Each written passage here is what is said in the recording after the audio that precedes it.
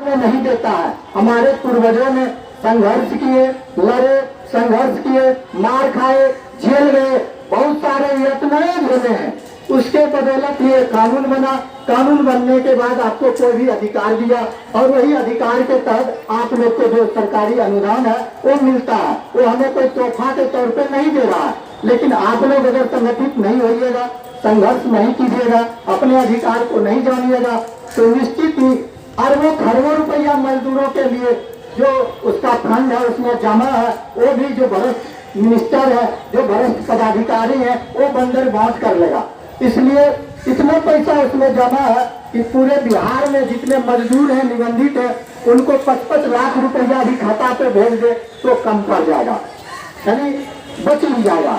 इतना पैसा मजदूर हित के लिए जमा है। लेकिन यहाँ के बिहार सरकार, यहाँ के मिनिस्टर, यहाँ के जो पदाधिकारी हैं, जो 3000 रुपया देते थे, उससे भी उसको आँख के किरकिरी बन गया। तो अरे मजदूरों को तो 3000 रुपया मुफ्त में मिल रहा है, इसे भी बंद करा दिया जाए, तो वो भी बंद करा दिया है। लेकिन मैं आपको विश्वास दिलाता हूँ, जिस भी निबंधित मजदूर, और मजदूर तो छोड़िए, लगभग 20 से 25 हजार जो निबंधित मजदूर हैं वो सड़क पे उतर गए।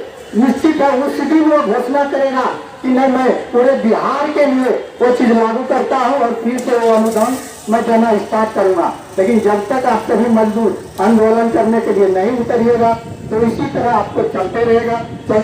इसमें कहीं कोई सुधार नहीं होगा। आप लोग को मैं बता दूं कि इंदिरा आवास जिस तरह मिलता है मजदूरों के लिए, वो भवन मरम्मती के नाम पे, निर्माण के नाम पे 20,000 रुपया दिया जाता है। लेकिन पहले वो आसान से मिल जाता था, कहीं कोई कागज नहीं मांगता था, एक आधार कार्ड खाता लेता था और मजदूरों के खाता पे भेज देता था।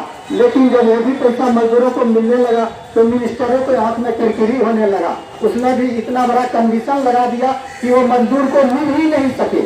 उन्होंने कंडीशन लगाया कि जो व्यक्ति के पास बसने योग ही नहीं, बल्कि रसीद, तत्काल करंट रसीद हो, जमीन हो और करंट रसीद करता हो, वो भी मजदूर के नाम से, तो वही वो 20,000 रुपया हम उसे देंगे। वो आवेदन के साथ वो लगा दें और मैं उससे जांच करूंगा कि सही में बसने योग पे, जमीन पर है बसे हुए कि नहीं, तो ही मैं दूंगा, नहीं तो नहीं दूंगा। मैं दावे के साथ करता हूँ, जितने भी हमारे मजदूर हैं वो मजदूर 5% आदमी के पास भी मैंने वैसा जमीन नहीं है, और जमीन है भी तो उसके पास रसीद नहीं है। तो क्या बताएं, वो 20,000 रुपया वो मिलेगा?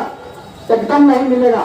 दूसरा था औजार के लिए 15,000 रुपया उसको देना था, लेकिन उसमें भी आसानी से मिलना चाहिए था, लेकिन उसमें भी कंडीशन लगाया। तो आप जो है ट्रेनिंग लीजिए। आप ट्रेनिंग क्या वो आसमान में लेंगे या जमीन के अंदर लेंगे, लेकिन ट्रेनिंग लिया कहाँ जाएगा, आज तक विभाग नहीं बताया है। और बोलिए तो कुछ से कुछ बोल देता है। जब तक आप लोग संगठित होके संघर्ष करके उससे सवाल नहीं करेंगे तो आप ट्रेनिंग की व्यवस्था पंचायत स्तर पे करें तो निश्चित है एक पंचायत में जितने भी व्यक्ति निबंधित मजदूर है या अगर जो भी मजदूर है वो सब ट्रेनिंग ले लेंगे। जब ट्रेनिंग पे उसका सर्टिफिकेट हो जाएगा तो निश्चित है वो 15,000 जो हजार के लिए राशि मिलता था वो आसानी से मिल जाएगा। लेकिन न ट्रेनिंग की व्यवस्था कराता है, न आप लोग ट्रेनिंग ले पाते हैं, न आपको 15,000 रुपया मिल पाता है। दूसरा था कि बहुत ऐसे मजदूर हैं जो कि बिहार सरकार ने इस योजना के तहत इंश्योरेंस कर रखा है। इंश्योरेंस आप लोग भली भांति जानते हैं, उसमें जो आपका कार्ड बनता है, कार्ड बनने के साथ में ही एक्सीडेंटल बीमा 5 लाख रुपया के आपको करता है। कोई भी हमारे मजदूर अगर एक्सीडेंट में मर जाते हैं तो वो आवेदन करेंगे तो उनको 5 लाख रुपया दिया जाएगा। लेकिन इतनी घुसखोरी चरम सीमा पर है। तो अभी एक साथी अम्बा में थे, उसका 6-7 महीना पहले उसका पिताजी डेथ कर गए, लेकिन इतने कागज उससे मांग रहे हैं कि वो लगता है कि जिंदगी में वो सब कागज नहीं पूरा पाएंगे। लेकिन जो कि उतना कागज देने की आवश्यकता ही नहीं है, उसमें सिर्फ जातीय आवासीय मांग करता है, मृत्यु सर्टिफिकेट, आधार कार्ड, खाता और हमारा जो मजदूर कार्ड है वही, मात्र वही कागज लगता है। लेकिन घुसखोरी के चक्कर में उसको एफिडेविट करा तो फल्ला करा, मुखिया से करा, सरपंच से करा तो फल्ला से लिखा चला, उसके बाद हम करेंगे। यानी 1 साल उसका होने वाला है, आज तक वो बेचारा को आवेदन भी सम्मिलित नहीं हुआ है। अगर 6 महीना ही है सरकारी अनुसार की 6 महीना के अंदर में ही आपको कोई भी आवेदन सम्मिलित करना है और उससे ज्यादा हुआ तो उसका कोई महत्व नहीं होगा।